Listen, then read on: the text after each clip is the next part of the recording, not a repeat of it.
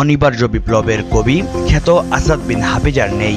ইন্না লিল্লাহি ওয়া ইন্না ইলাইহি রাজিউন। রাজধানীর একটি হাসপাতালে চিকিৎসাধীন অবস্থায় রাত 12:55 দুনিয়ার সফর ত্যাগ করেন তিনি। কবি স্ট্রোকের ফলে মস্তিষ্কের রক্তক্ষরণজনিত কারণে কোমায় ছিলেন। শক্তিমান এই কবি 1 জানুয়ারি 1958 সালে গাজীপুর জেলার কালীগঞ্জ থানার অন্তর্গত বড়গাঁও গ্রামে জন্মগ্রহণ করেন। তার পিতা মোহাম্মদ হাফিজ উদ্দিন মুন্সি এবং মাতা জুলেখা বেগম। কবি আসাদ বিন হাফিজ বাংলাদেশের একজন বিশিষ্ট কবি, প্রাবন্ধিক, গল্পকার এবং ছড়াকার হিসেবে পরিচিতি লাভ করেন। তিনি সুস্থ ধারার সংস্কৃতি সাইমুম শিল্পী গোষ্ঠীর পরিচালক হিসেবেও দায়িত্ব পালন করেছেন। তার সাহিত্যে বাংলার মুসলিম সমাজের পুনর্জাগরণ এবং বিপ্লবের অনুপ্রেরণা প্রকাশ পেয়েছে। আধুনিক বাংলা সাহিত্যের ইতিহাসে সৃজনশীলতার পাশাপাশি তিনি সাহিত্যে ইসলামী দৃষ্টিভঙ্গির ব্যাপারেও অত্যন্ত গুরুত্বপূর্ণ ভূমিকা পালন করেছেন। তার সাহিত্যে বিপ্লবের চিন্তা চেতনারও প্রকাশ ঘটেছে। কবি আসাদ বিন হাফিজ 1980 সালে ঢাকা বিশ্ববিদ্যালয় থেকে বাংলা সাহিত্যে স্নাতক ডিগ্রি অর্জন করেন। এছাড়াও তিনি 1983 সালে একই প্রতিষ্ঠান থেকে বাংলা সাহিত্যে মাস্টার্স ডিগ্রি অর্জন করেন।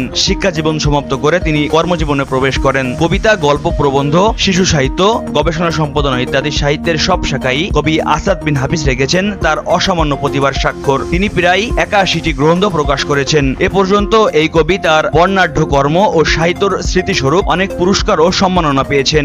এই শক্তিমান কবির মৃত্যুতে দেশ জুড়ে তার ভক্ত অনুরাগীদের মাঝে শোকের ছায়া নেমে এসেছে। মুহিবুল্লাহ নাহিন, প্রহর টেলিভিশন।